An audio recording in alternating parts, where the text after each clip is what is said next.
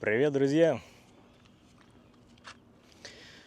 Встречает нас Ладога. Вы меня просили по возможности путешествовать по Ленинградской области, не только по Санкт-Петербургу. Так вот, я на Ладоге. Докладываю, вода начинает цвести, но это ладно, купаться можно. Вода шикарная, температура отличная. У меня за спиной Осиновецкая гавань. Соответственно, где мы? Мы в поселке при ЖД-станции Ладожское озеро. Есть пара интересных моментов, которые связаны с этим поселком. В первую очередь, это, конечно же, дорога жизни. Именно до сюда доходила железная дорога, и дальше шла или водная переправа через озеро, или зимой по льду на полуторках грузы доставлялись в Петербург, а в обратную сторону доставлялись люди. То есть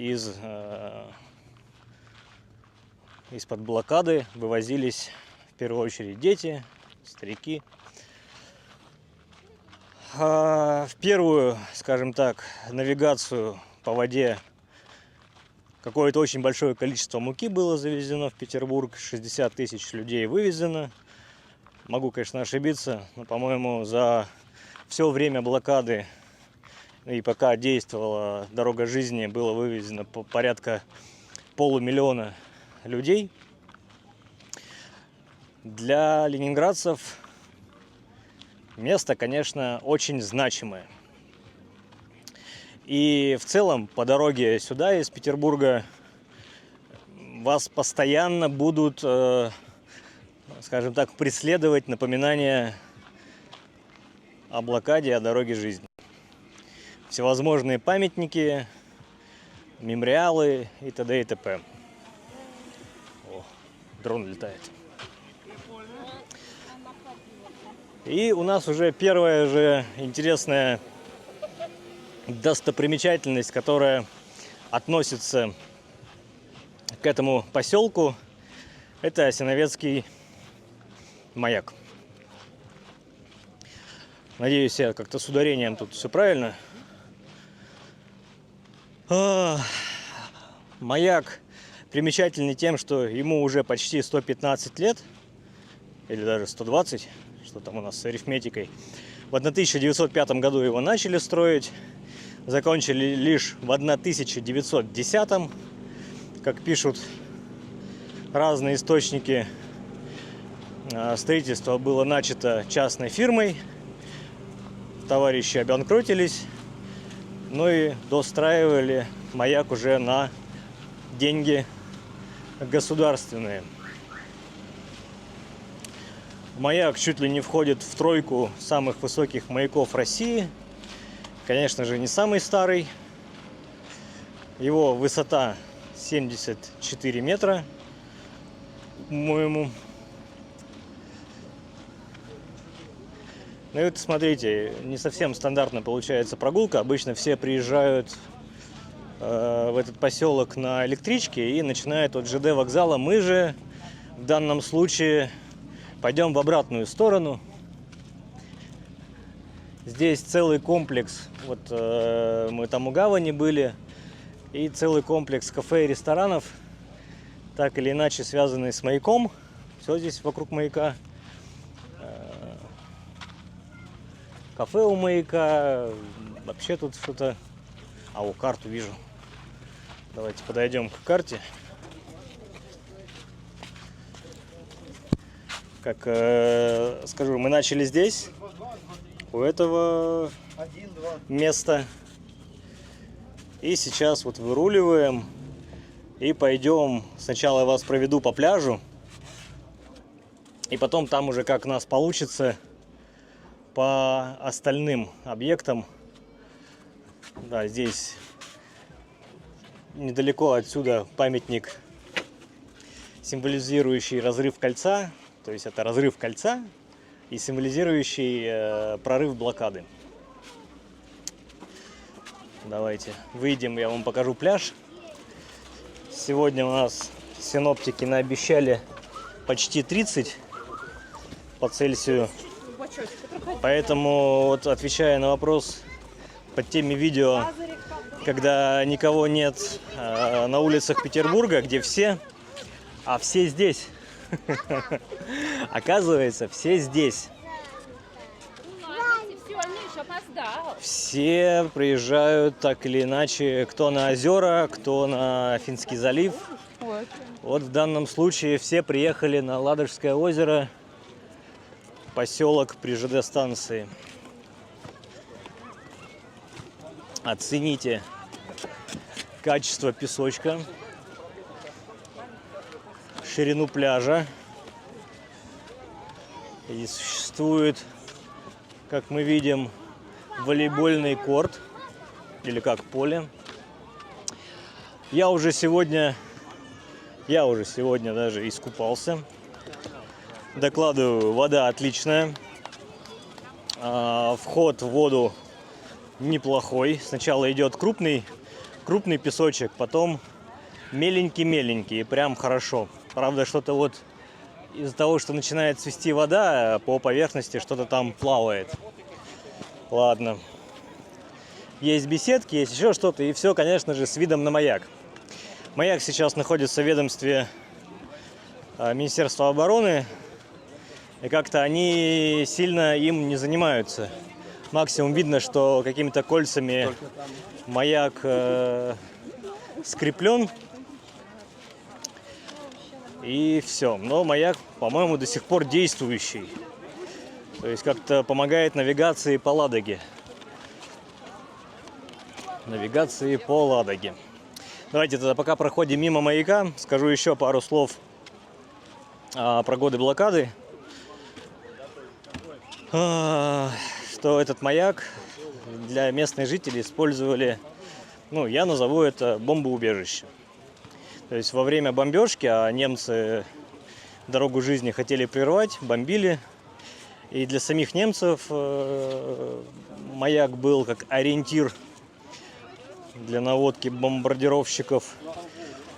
Якобы поэтому они сам маяк не бомбили, в него не целились, да и тяжело в такую иглу было попасть. Вот. И, соответственно, местные жители маяк использовали как защиту от бомбежек. Набивалось до 700 человек в маяк, якобы 700. И одна из легенд, что ли, не знаю, как это назвать. Так, я сейчас здесь, кажется, упрусь в тупичок, здесь есть шаверма. Тут шаверма для отдыхающих. Так, да, там я не спущусь. Давайте так просто посмотрим налево-направо. Сочинские пляжи, пляжи Краснодарского края. Мне кажется, это вот напоминает сейчас про маяк. Легенда существует о том, что в одну из бомбежек была женщина, которая буквально находилась на сносях, что называется, и родила прямо на ступенях маяка внутри во время бомбежки. Родила мальчика, все хорошо, мальчик вырос, у мальчика появилась дочка, и дочка до сих пор живет в этом поселке и работает в музее, посвященном дороге жизни. Этот музей у нас будет по ходу нашего движения. Пока не знаю, получится ли нам туда зайти, но как минимум мимо мы точно пройдем. Так, тут у нас закончились мосточки. Мне приходится идти по пляжу, по песку. Но ничего. Заодно вы посмотрите, оцените вообще свои силы и возможности, и надо ли вам ехать сюда. Потому что сразу говорю, если вы едете сюда на машине, то подъезд к поселку превращается в одну сплошную пробку. Ладно бы пробку из-под красного вина, это было бы шикарно. Но нет, здесь просто стоялово, и местные жители, конечно, сильно негодуют, потому что им просто до дома не добраться, это приходится стоять в общей пробке, дорога одна, скажем так, однополосная, ну, в смысле, в одном направлении одна полоса. Ой, смотрите, здесь еще один корт, только уже для футбола пляжного. Очень много людей, которые на сапах катаются. Говорю, здесь очень, конечно, такое. Для отдыха место-то хорошее, но вот поселок не рассчитан на такое количество отдыхающих, конечно же. И тем более автолюбителей, автомобилистов. Здесь машины начинают бросать уже перед поселком на этих, как их, на обочине. Поэтому... Так, давайте, я здесь уже, с вашего позволения, в принципе, вижу там впереди орудия боевые, корабельные. Это, видимо, музей. Но там по берегу не пройти внутрь, поэтому я сейчас сворачиваю от моря, от озера, от Ладожского. И пойду немножко по проселочным таким дорожкам. Опять же, их проселочными это тяжело назвать, потому что это просто частный сектор, тут все частные дома. Вот, какие-то старенькие, какие-то уже новые. Тут люди себе шикардосные дома наотстраивали. А вот, кто-то в такие дни занимается частным бизнесом, сдает свой двор в аренду для автомобилей. 300 рублей в сутки берут за парковку. Так что, если что, рассчитывайте на такой вариант, что... Ну, главное, это в поселок заехать. А припарковаться можно, платная парковка у как раз кафе, как, по-моему, мир этих маяков, или вот у маяка называется. Там есть платная парковка, но она забита вся под самые эти. Вот. Туда попасть сегодня вот нам, например, не удалось. Я вот тоже сюда приехал на машине, не один. Но мы доблестно простояли всю пробку, заехали в поселок, нашли местечко. Но, в принципе, мы были готовы и запарковаться у чьего-то дома во дворе за 300 рублей. В принципе, невеликие деньги за комфорт и безопасность. Так, ладно. Продолжаем. Сильно особого тут каких-то достопримечательностей-то, как вы понимаете, нет. Это вот маяк. Сейчас он у нас слева расположен. Так, тут дерево мешает. Ладно, сейчас чуть-чуть пройдем. Я обернусь. То есть маяк как на воде, так и на суше является в данной местности, в данном окружении ориентиром, конечно же. Все любят приватность. Вот эти вот заборы из профлиста. Спасибо, что хотя бы зеленые, они как-то с природой гармонируют. Вот не у всех зеленые, ну ладно. Вот, но вот это любителям двухметровых заборов и частной жизни, конечно, все это выглядит достаточно, не знаю, как-то не по-людски, не по-людски-то. И, кстати, за счет того, что очень много людей в одной местности, тут и что-то со связью все плохонько. Говорят, в принципе, на Ладоге со связью не очень. Но вот сегодня очень грустненько. Видим шлагбаумы вот на таких, не знаю, внутридворовых или каких-то дорожках. Местные жители просто защищаются от наплыва туристов из Петербурга и ставят такие шлагбаумы. Насколько они законные, тут вопрос второй. По-человечески я их понимаю. Иначе бы здесь вакханалия была окончательная. И поселок бы пал под натиском гостей из Петербурга. Вот я вижу, как раз люди к нам навстречу идут. Скорее всего, это прям с электрички народ идет. Про электричку. Как сюда добраться? Это, конечно же, Финляндский вокзал. С Финляндского вокзала идет электричка. По времени примерно 1:20. Опять же, понимаете, что не каждая электричка пойдет до Ладожского озера. Они там с какой-то определенной регулярностью. Не такой частой, как в Комарово, например, если вы поедете на Финский залив. В данный момент Финский залив цветет и пахнет да так зелено, что в воду никто заходить не хочет. И все едут на озера. Ох, вы посмотрите, какой там-то дворец деревянный. Я же говорю, здесь народ облюбовал. Вот дальше у нас по дорожке тут не просто шлагбаум, а там целые ворота. Целые ворота. И вот посмотрите, дорога в поселке. Дорога в поселке, она прям напичкана, нашпигована автотранспортом. Ну и нам следует пойти вдоль дороги. Вдоль дороги. Тротуаров здесь, конечно же, нет. И знаете, я пойду как вроде как бы правилами оговорено, иду навстречу движению, дабы видеть тот транспорт, который ко мне приближается. А приходится идти по дороге, вдоль дороги, потому что как раз впереди у нас музей. Музей. Так, сейчас я гляну, как он правильно называется.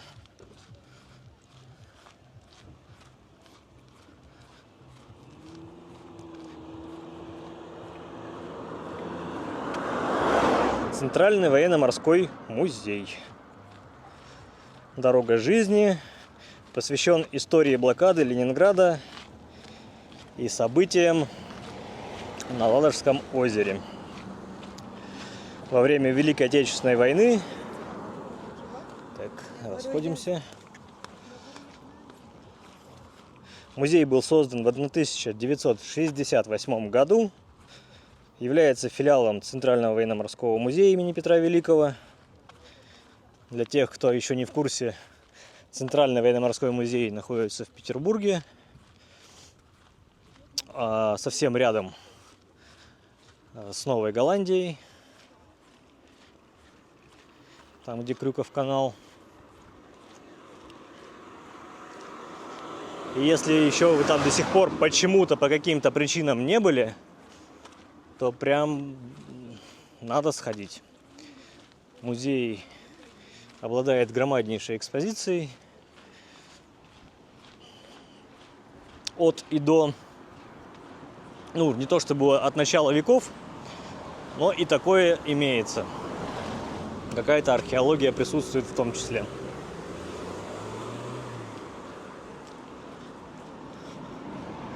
Если будет вход на территорию сейчас свободный, то мы зайдем. Бегло обзорчик на 5 минут сделаем по музею. Но так, чтобы целенаправленно ходить по экспозициям, это я оставлю, конечно же, на исключительно ваше время. Если кому интересно, уже, конечно же, съездите, посмотрите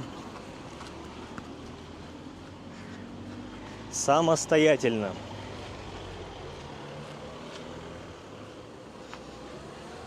Прям музейный комплекс находится прямо на территории, не на территории, на берегу Ладожского озера.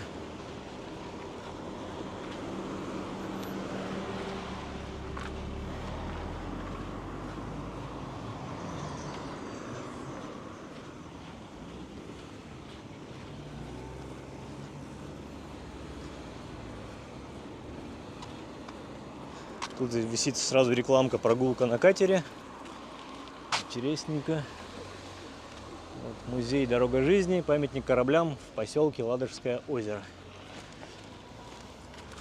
Так, для тех, кто желает, вот вам QR-код, узнать о памятнике.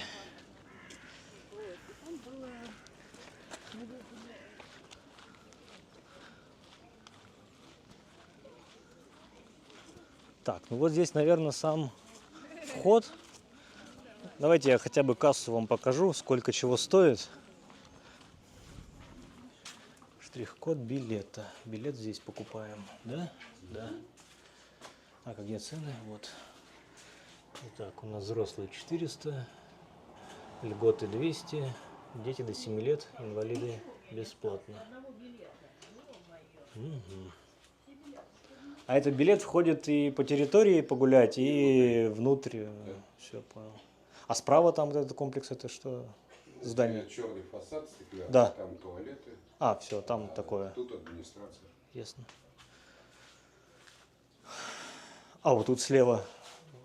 За корабликом еще один павильон, вот это основной двухэтажный. Я выходить туда не буду. Так. Корабль Жорец, самолет, орудие, памятник. Хорошо, спасибо. Вот. Наглеть не буду. Можно было бы, конечно, вот там, где дяденька у ворот стоял, шмыгнуть. О! Ну, это, видимо, для экскурсионных групп, когда здесь на автобусах привозят. Место сбора, отдыха. Не подумайте, что мне тут сейчас жалко 400 рублей, но на целый час зависать в музее, это, еще раз повторюсь, вы берите на себя. Исключительно. Да нет, ИС-8. Да, вот этот ведь. Второй танк слева, ИС-8, там, по-моему, он с щучьим носом.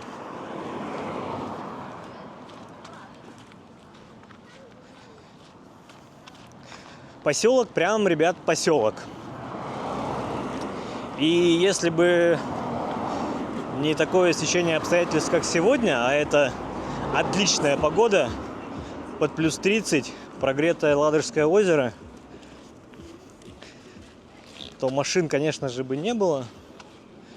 И поселок бы выглядел гораздо безлюдней. О, тут прям палаточный городок. Давайте я вас проведу. Тут люди приезжают прямо на выходные, а может быть и дольше. Тут кипит своя жизнь. Наверняка свои улицы и проспекты.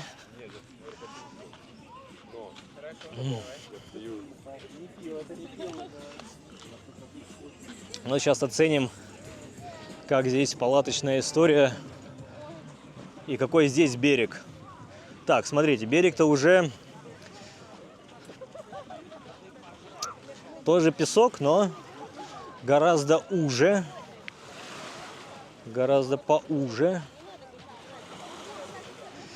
На самой воде я вижу очень большое количество водорослей. Не знаю, как вам это сейчас камера передает или нет, но история такая. Чуть-чуть пройду вдоль береговой линии, совсем чуть-чуть, наверное, до первого промокания сандалев. Но вот в таких условиях петербуржцы готовы отдыхать. Я вот наверняка уверен, что сейчас не петербуржцы, немножко глядя на все это, ужасаются и говорят что-нибудь на тему, что типа как так, жопа к жопе и вот эта вот вся история. А как по-другому? А как по-другому-то? Так, все, я вылезаю, потому что я тут уже начинаю сваливаться в воду. Для петербуржцев, друзья, Вот, ну, опять же, за всех не буду говорить, но чисто мое субъективное вот эта вот вся история мнение. Ух, прям пираты военно-морские. Ой, вся эта история с очень большим количеством желающих, которых ограничивают те возможности, предоставляемые городом. Так, поняли, что я сказал? Ну, мест просто меньше, чем людей. И поэтому просто приходится соглашаться на и такие условия отдыха. Так, нет, это у меня не запотела линза камеры. Мы идем в дыму. В дыму и запахе шашлыков. Ох ты, тут даже беседка есть. Кто-то приехал пораньше. Так, уже начинает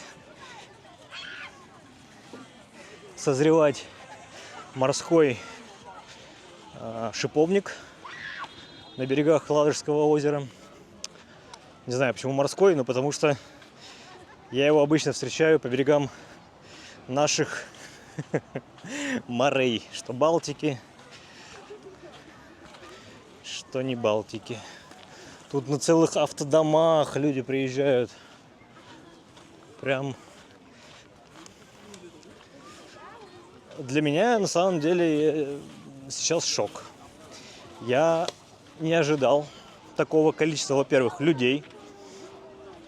Во-вторых, как-то мне казалось, что этот берег будет более какой-то лесоподобный, а здесь нет. Здесь песок, какие-то поляны, деревья все с корнями тут уже подмываются.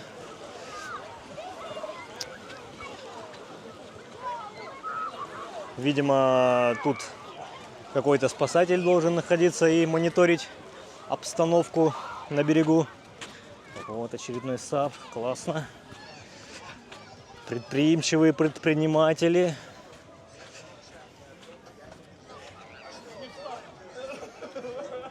Ох ты, бог ты.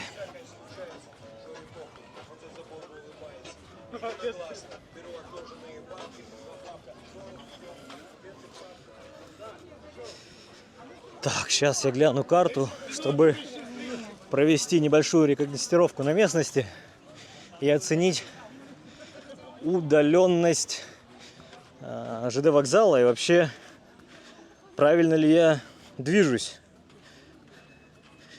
Такое ощущение, что нет, неправильно уже.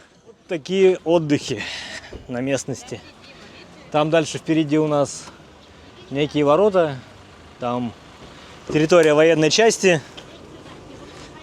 Солдаты-срочники несут службу на воротах. Причем, так, как бы тут пройти нам? Причем на автомашинах нельзя, а пешком можно, да, прям через сам КПП. Чуть левее мы сейчас прошли, там курган с памятным знаком. Вот такой ладожский курган.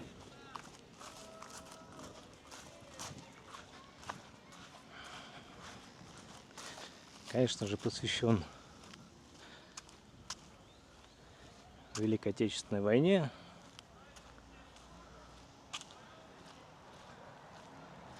Слева и справа памятные камни с высеченными фамилиями. Ну и центральная с надписью «Военным морякам, водителям автомашин и другим героям Ладоги, погибшим в дни блокады Ленинграда на дороге жизни в 1941-43 годах». Ну и здесь подразумевается, что это братская могила. Даже каска.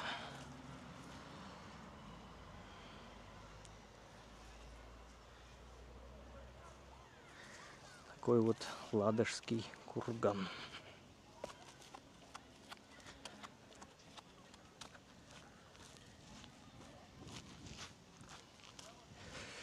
Ну а мы движемся ну, в данном случае налево, уже в сторону Старого вокзала. А здесь нам надо по дороге уже не вдоль озера, а свернуть налево.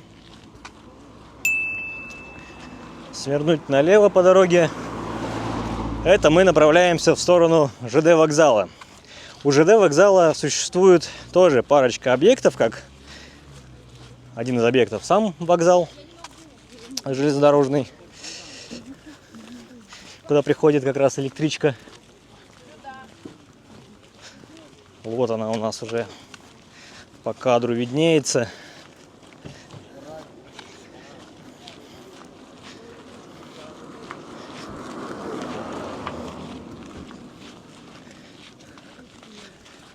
Так.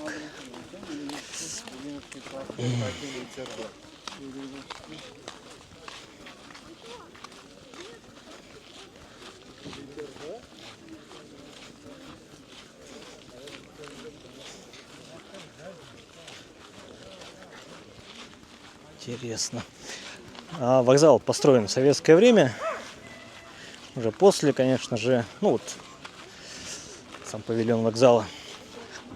После войны. Интересная его форма. Она в виде противотанкового... Блин, как же правильно это? Не ежа, а... Ребят, подскажите в комментариях. Вот забыл, вылетело сейчас из головы, как это вешач называется. На самом вокзале есть музей, свой музей железной дороги, посвященный дороге жизни, только ну вот в разрезе ЖД. Сейчас, может быть, я проверю, он работает ли. Потому что по некой информации, тут спрашивал, якобы работает только чуть ли не на 9 мая лишь. Ну и так, давайте проверяем ЖД вокзал. С часами.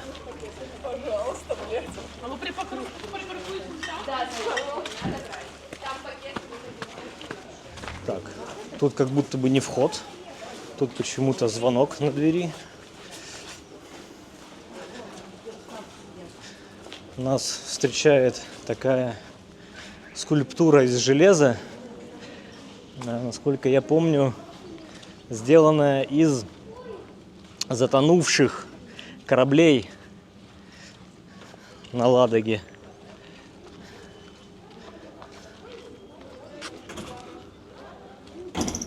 Сталь можно согнуть, человеческую волю никогда. Написано под скульптурой. Вот на перроне уже стоит электричка.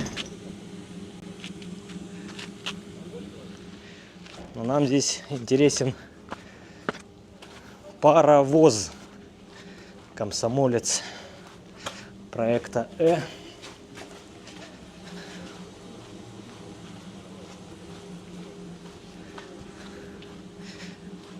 Пишут, что именно он также участвовал в годы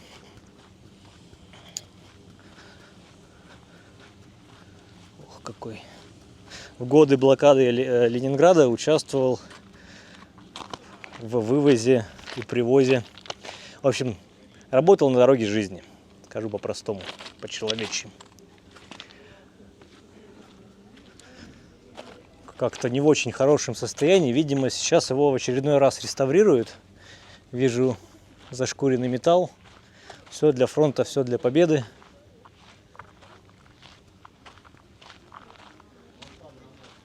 Я слышу голоса. Я слышу голоса.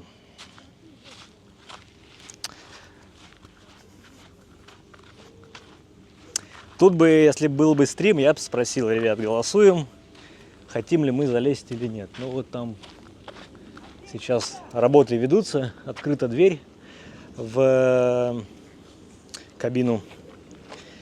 И примерно можно туда, наверное, при должном количестве наглости залезть. Ну вот я вижу, да, здесь компрессоры. Его перекрашивают. Замечательного нашего паровоза. Ну и вот такой железнодорожный вокзал. Собственно, классическая фраза, на которой я заканчиваю все наши прогулки. Собственно. Такой вот он поселок при железной дорожной станции Ладожское озеро. Такое вот Ладожское озеро. Такой вот маяк. Один из маяков на Ладожском озере. Очередной маяк, такой же величественный и старинный, находится в 200 километров отсюда, вдоль берега Ладожского озера. Друзья, лайки, подписки, если было интересно. Оставайтесь на канале. Дальше будет только интересней. Ну а для тех, кто досмотрел до конца, сейчас будет маленькая обзорная проходка по территории филиала Центрального морского музея на Ладожском озере. Дорога жизни. В путь.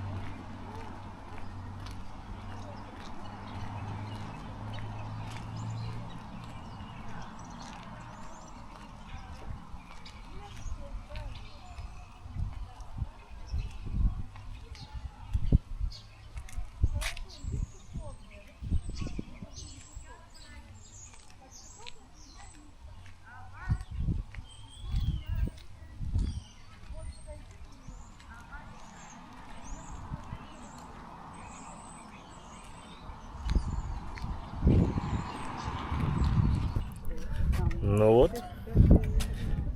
Такая территория музея. Внутрь сходите сами. Всего доброго. Пока.